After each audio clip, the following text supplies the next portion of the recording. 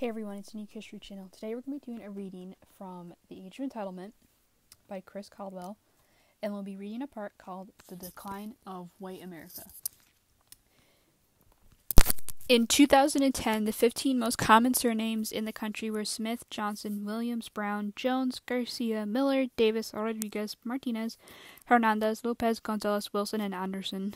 There had been no Hispanic names on the list in the 1990 census. The six that suddenly appeared bumped out Moore, Taylor, Thomas, Jackson, White, and Harris. The country now had more wins than Bakers, or Turners, or Coopers, or Cooks, and more Patels than Powells. Wong, Wang, and Yang outranked Davis and Pearson and Benson. The roughly 40 million foreign-born living in the country, along with their descendants, had brought a massive ethnic transformation.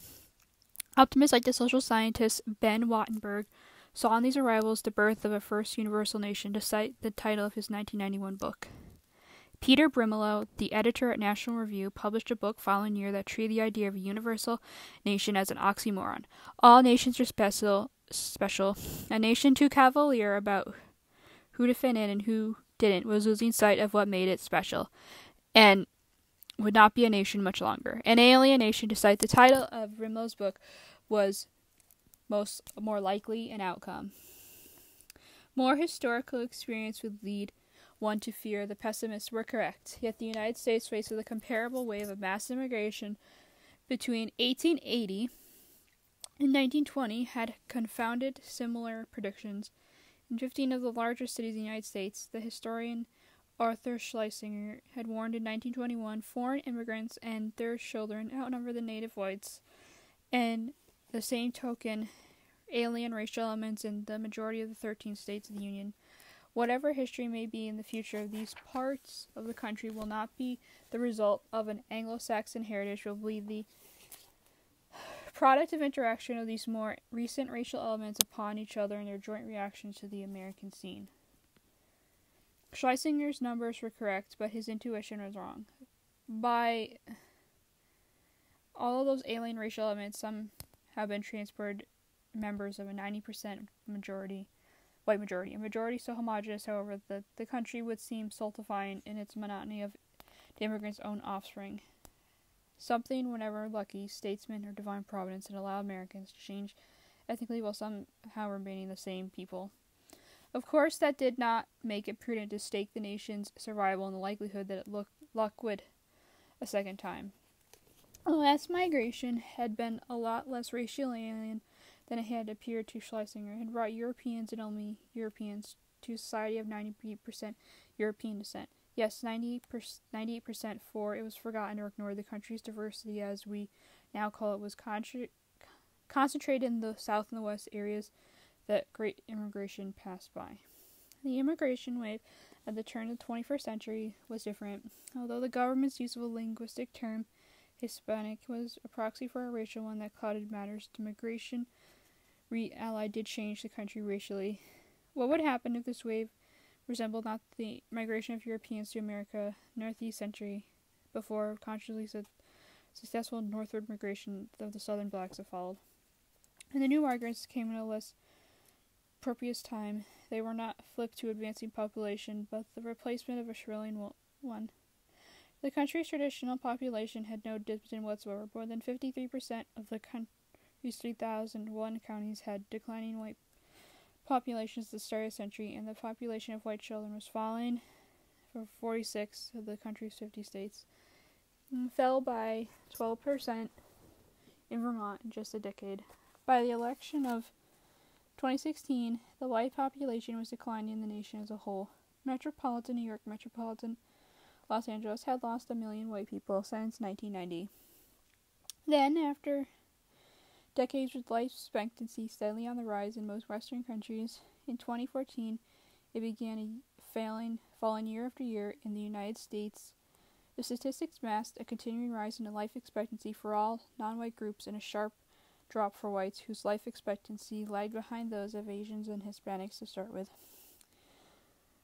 Increases in white mortality were concentrated among those 25 to 54, the period that used to be called the prime of life. The 2015 study by the Princeton University economists Ann Cass and Angus Deaton first brought these trends to public attention, noted too that whites were regressing in their ability to carry out ordinary daily tasks. Whites were more in pain, less able to work, less competent, and less able to face other people that they had been a generation before. Case and Deaton offered an explanation. The increase in white mortality was largely accounted for by decreasing death rates from drug and alcohol poisons, suicide, chronic liver diseases, and cirrhosis. After 1969, they legalized the mass marketing of the new forms of pharmaceutical opioids, notably Purdue Pharma's Oxycontin, had led to the most destructive epidemic of the addiction of the country's history. Opioid addicts who could not or could no longer afford the pills were choosing to shoot heroin. Drug dealers began subsidizing heroin, a cheap Chinese synthetic fentanyl. Powerful, hard to dose correctly, and more deadly. In 2016, 600 people died of overdoses. This was not a slum problem. It hit hardest the whites living in 50 years before the world been called the wholesome suburbs and countryside. Given the country's leader had spent 50 years wolf about the drug epidemic or number, the 21st century one was put in more perspective. Now, at the end of the Vietnam War, the return of heroin-addicted soldiers from combat zone coincided with a scourge of drug pushing in America's housing projects, bringing the rate of the overdose deaths to 1.5 per 100,000. Neil Young released his fiddle folk direct, The Needle and the Damage Done, in 1972. Curtis Mayfield, his soul ballad, Freddie's Dead, in 1973. Steely Dan, its hypnotic piano song, Charlie Freak, in 1974. It was not a crisis, but a cultural event and a moral outrage. There was a sense that middle-class Americans were ignoring the problem and denying the humanity of those living in the ghetto. During the epidemic of concentrated, smokable, quote-unquote, crack cocaine in the 1980s, George H.W. Bush addressed the nation about the prevalence of drugs. To save the crisis, to produce some memorable songs that would commit a gross understatement. It gave birth to an entire new genre, gangsta rap, which would echo through the banlieues of Paris and the dusty villages of West Africa, turn Tupac Shakur and Biggie Smalls into symbols of the inner city's violence, but also its romance, wisdom, and swagger. Vibed rock and roll for a while before rap, more generally understood, supplanted rock as the music of American youth of all races. The crack epidemic was least serious as a problem as the 1970s heroin spike, with a death by overdose reaching almost 2 per 100,000. By the time of the 2016 election, which had much debate, the opioid epidemic that had begun with Oxycontin was killed not 1.5 or 2 but 20 Americans per 100,000. In New Hampshire, Ohio, and Pennsylvania was killing about 40 per 100,000. In West Virginia was killing 50. Yet the Republican candidate began to mention it. The airwaves were nearly silent about it. So were the newspapers. Case and Deaton noted that there only been limited comment in scientific circles about rising white mortality rates more genetically. The health emergency was maximum gravity, comparable to the outbreak of AIDS in the early 1980s. The tepid response had to do with how drugs were tied up with race and class. Since to be alarmed about heroin was to be alarmed about on behalf of quote-unquote poor white people, Americans were hesitant, perhaps frightened, would be a better word, to be taken into account in it. Unlike blacks in the decades after the Vietnam War, 21st century suburban and rural whites were not protagonists of the nation's official moral narrative, and so they barely figured into it. And a certain familiar tools developed to deal drugs back when drugs had been a black problem had been discredited. The so-called war on drugs that had begun in September 1986, when Nancy Reagan urged youth just to say no to them, stepped up federal and state drug laws, brought a vast increase in the American prison population to the point where the United States, with 4% of the world's population, was by the end of the following decade housing a quarter of the world's prison inmates. The war on drugs provided a convenient, non-racial pretense for militarizing policing of black neighborhoods, drastically reducing inner-city crime, and ironically doing more to promote racial integration than any other policy since the 1960s. As a new country dawned, however, many of these pre-baby boom voters who had favorably hardlined were dying. The incarceration rate peaked. By 2012, when Colorado legalized marijuana, the oldsters had been replaced by a generation that still looked at drug experimented of the 1960s was rather cool. Spurred by Michelle Alexander's The New Jim Crow, published in 2010, Obama accelerated the movement away from mass incarceration that had begun under George W. Bush came to office in 2001. And drugs were only a proximate cause of white decline. Now poor rural whites were being discussed as a deep social problem, the same way that urban and rural blacks had been discussed a generation before. These were always essentially two philosophies about problem populations. Blame the people, blame the circumstances under which society compelled them to live. Conservative commentators found themselves essentially in an awkward position. When it had been black people suffering from a drug addiction, they had for the most part recommended an iron fist policy. Now it seemed they could choose between administering the same measures to white, which looked heartless, and to find a mild way, which looked racist, and most chose heartless. Kevin Williamson of National Review admonished readers interested in the plight of such white areas of upstate New York, eastern Kentucky, and West Texas to take an honest look at the welfare dependency, the drug and alcohol addiction, and the family anarchy, which is, say, the well-being of human children with all respect and the wisdom of a stray dog. In his influential book, Coming Apart, in 2012, the sociologist Charles Murray attributed the failings of poor whites to family structure, just as the young White House aide Daniel Patrick Moynihan had done in his 1965 report, The Negro Family. But there was a difference.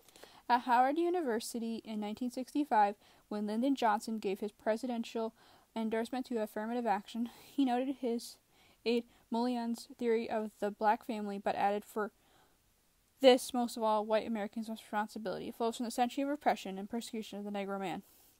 Flows from the long years of degradation and discrimination, which have attacked his dignity and assaulted his ability to produce for the family. If shattered family structure were truly self-evident and blamable on someone else's oppression and persecution, and on degradation and discrimination, then who was now oppressing the poor white people and attacking their dignity? This economy, perhaps. Lakshman Alkalan of the Economic Cycle Institute noted that almost 9 million jobs had been created between the previous economic peak in November 2007 and the closing months at 2016, a periodically rough for confidence with Obama administration. Unpacking those numbers showed that non-whites had gained 10 million jobs over those years, while whites had lost 700,000. That had not been necessarily but anyone's plan. Whites lived proportionally in small towns and rural areas at a time when growth was clustering in cities.